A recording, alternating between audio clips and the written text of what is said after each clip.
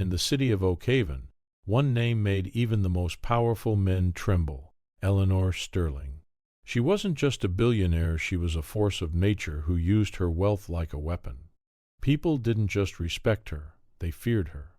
But one rainy Tuesday at a modest downtown diner, Eleanor met her match, not in a boardroom, and not from a rival CEO.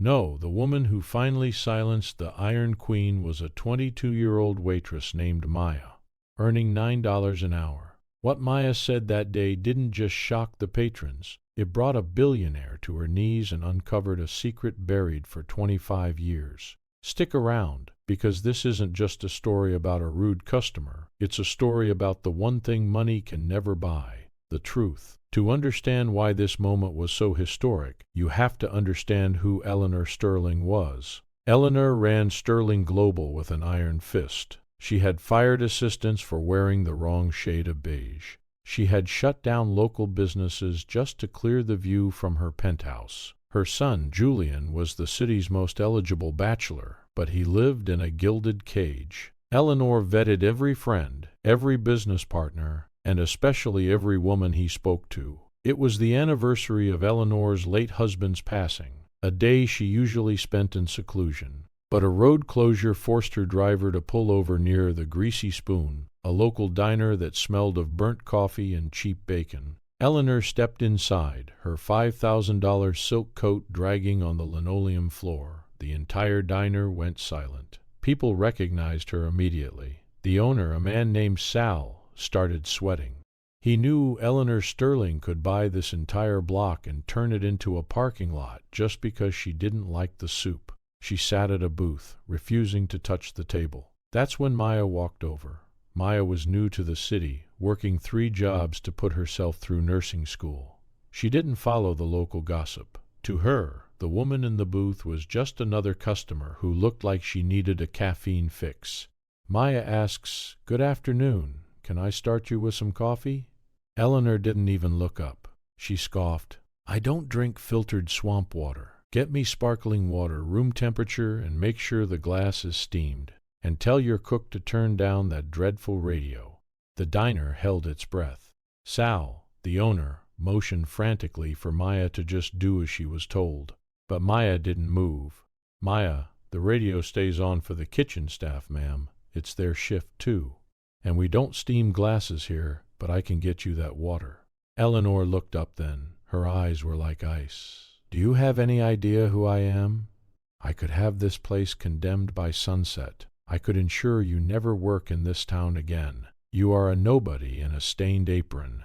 Eleanor began a tirade insulting Maya's appearance, her education, and her pathetic life. She was loud, cruel, and calculated. She wanted to break the girl. She wanted Maya to cry.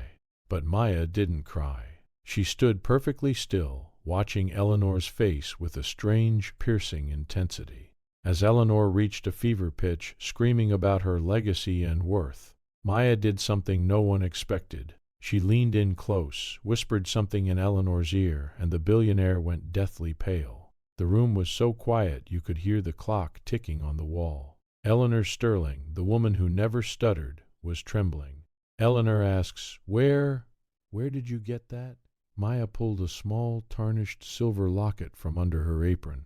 It was shaped like a swallow. Maya said, "My mother gave this to me before she passed. She told me it was given to her by a woman who paid her to disappear 25 years ago. A woman who was too ashamed to let her son know he had an older sister from a previous, unseemly marriage." The diner patrons gasped.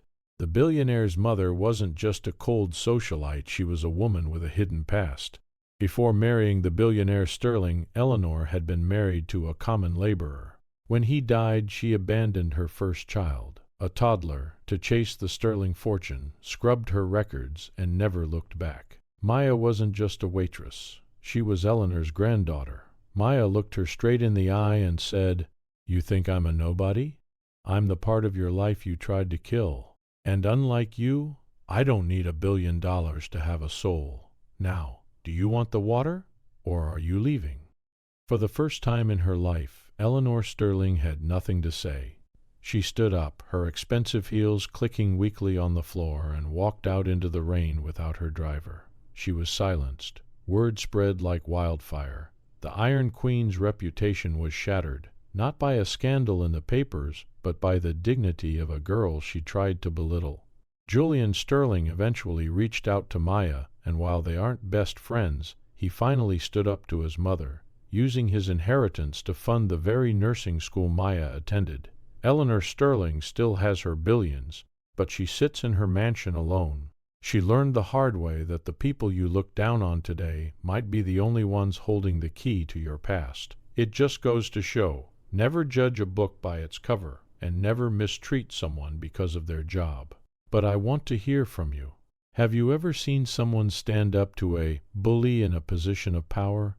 Or have you ever had a small world moment that changed everything? Drop a comment below. I read every single one of them.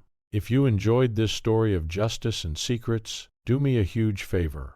Hit that like button and subscribe. It helps us keep telling these stories. And if you want to see another video about a billionaire getting what they deserve, click the video on the screen right now.